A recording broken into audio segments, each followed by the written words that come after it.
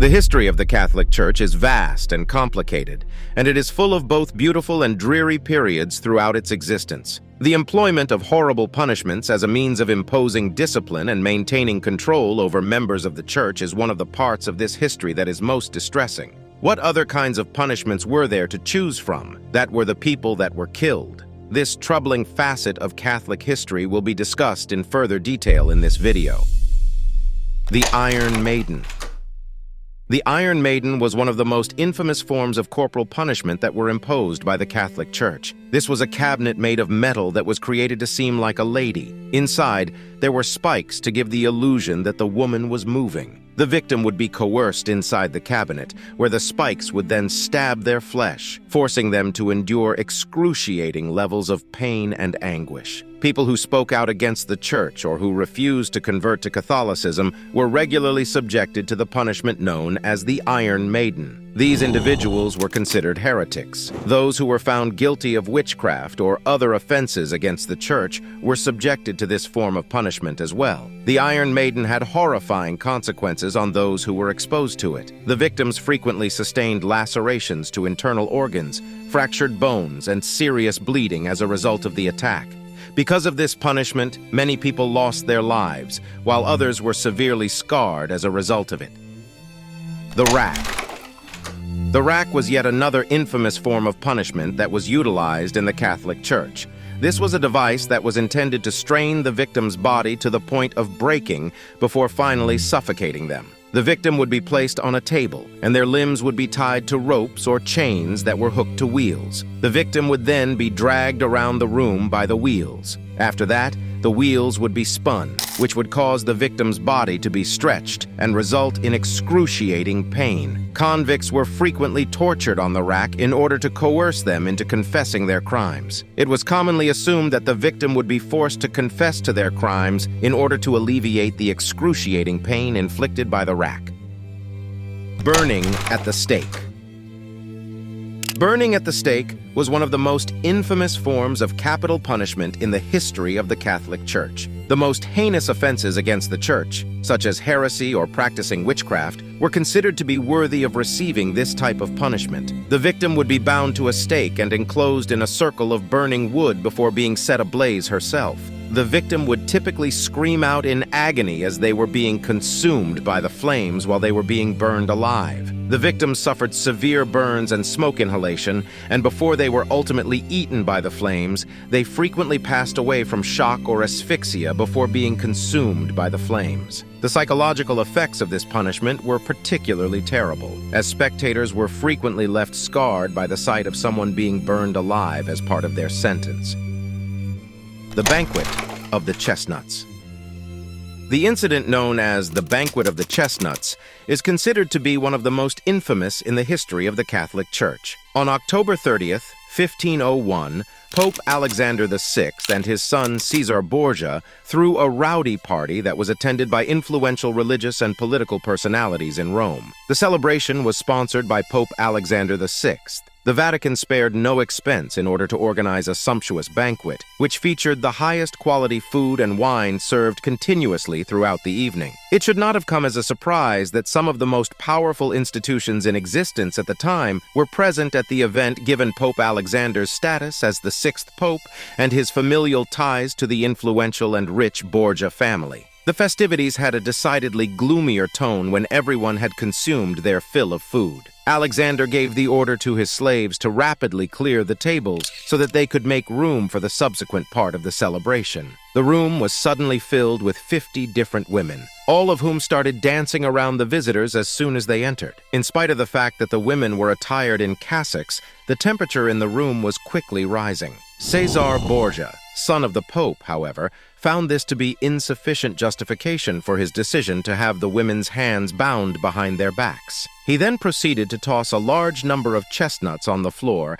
and instructed the women to pick them up with their tongues, one by one, as they bent over suggestively in front of the visitors. This elevated the level of decadence to an entirely new level. The sequence of events was planned in such a way that the ladies who were the most susceptible to giving in when confronted with temptation would be the first ones to do so. As a result of these women's acts, the remaining women would be provoked to join in the lustful celebration. This event signaled the beginning of a night of unfettered sin, during which even bishops and cardinals broke their vows of chastity without feeling any remorse for their actions. The visitors gave in to their most base urges as the hours passed quickly in the sweltering heat of the night. They went against everything they had pledged to uphold on the day that they decided to devote themselves to the church. The competition, which the Pope said would be scandalous, and award prizes to attendees based on how many sexual encounters they could claim to have had with the women in attendance, was introduced by the Pope. The number of encounters that each guest had was recorded by the staff so that they could prevent cheating. This sinful party continued until the early hours of the morning,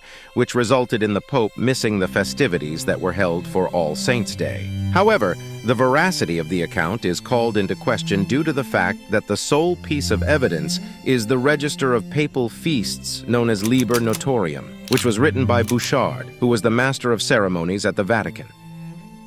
The scavenger's daughter. In the 16th century, the Catholic Church made use of a torture apparatus known as the scavenger's daughter.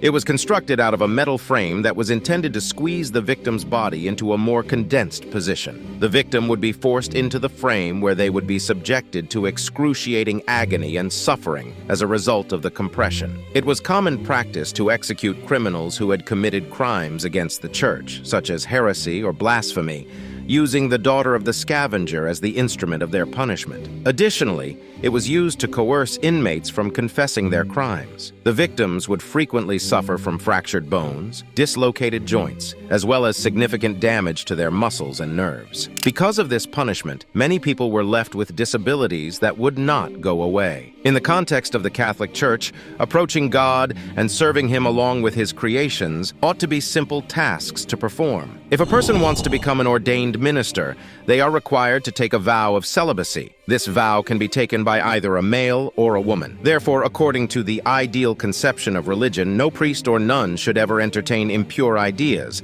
much less act on them.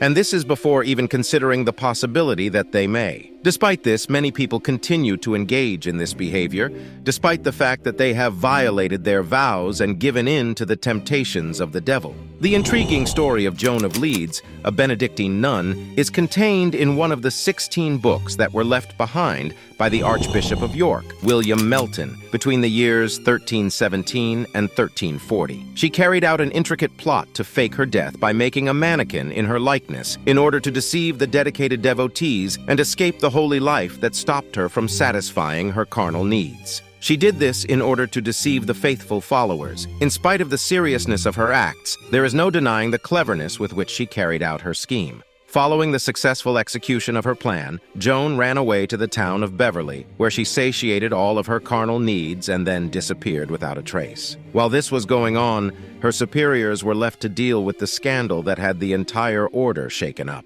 After it was discovered that she had been lying to them, they sent her letters pleading with her to come back, but their efforts were in vain. There are many other examples of nuns who have broken their religious vows in addition to Joan of Leeds' narrative. Therefore, it is not exceptional that she did so. Many young girls were coerced into making these vows at an early age, regardless of whether or not they wanted to follow those paths at that time in their lives. One such illustration is that of Mariana de Leyva, well known by her more common name of Sister Virginia Maria. It begs the question of why anybody would give up a life that they willingly chose for themselves. The answer is more complicated than that, but one possible explanation is that the choice to take religious vows was frequently made on their behalf by others rather than by themselves. Many people had the impression that she was a quiet and submissive nun who was enthusiastic about reading and was kind to everyone she came in contact with. However, in 1597, she began a friendship with Count Giampaolo Osio, which led to a quarrel between the two of them. They corresponded with one another through the use of letters that were brought to the garden on a rope that had been strung to one of the monastery's windows. Their encounters progressed to the point that they organized meetings, probably with the assistance of keys forged by a blacksmith, as well as the involvement of a number of nuns and a priest who was a close friend of Oseo's. The chain of unfortunate events culminated in Sister Virginia giving in to temptation, which ultimately led to the delivery of a stillborn child. In spite of this scandalous scandalous turn of events, none of Manza continues to be an inspiring character. In fact, it was Alessandro Manzoni's life experiences that inspired him to create The Betrothed, which is considered to be one of the classic works of Italian literature. Mariana's parents divorced when she was young, and her father sent her to live with her aunts until 1588, when he coerced her into entering the monastery of Saint Margherita and devoting herself to God. It wasn't until 1591 that the Archbishop observed her consecration and gave her the name Sister Virginia Maria. She had been imprisoned there in 1589. Her mother's name was Virginia Maria. Alma Francesca Margherita was born to Virginia in 1602, and then again in the autumn of 1603. Count Ossio acknowledged her as his own daughter and took care of her. Virginia gave birth to Alma Francesca Margherita twice. However, a fellow nun discovered their illicit relationship, which led to Ossio's decision to kill the nun and end the threat. After that, he killed the blacksmith who had forged the keys for the nuns' clandestine gatherings, and he then threatened the other nuns with the same death if they revealed what had happened. A scandal resulted from him giving the order to capture Ossio, which was carried out effectively in 1607. Later on, though, he managed to escape,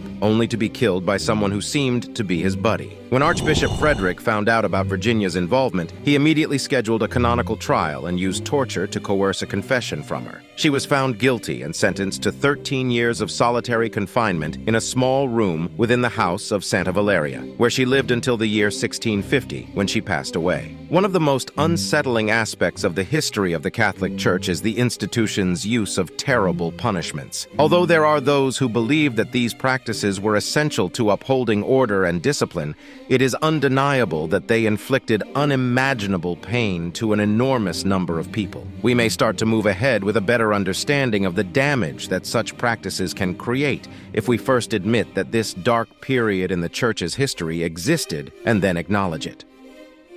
We hope you liked this video, subscribe to the channel if you're a history addict, and please let us know about what civilization or time period we should talk about. Also, watch another video here.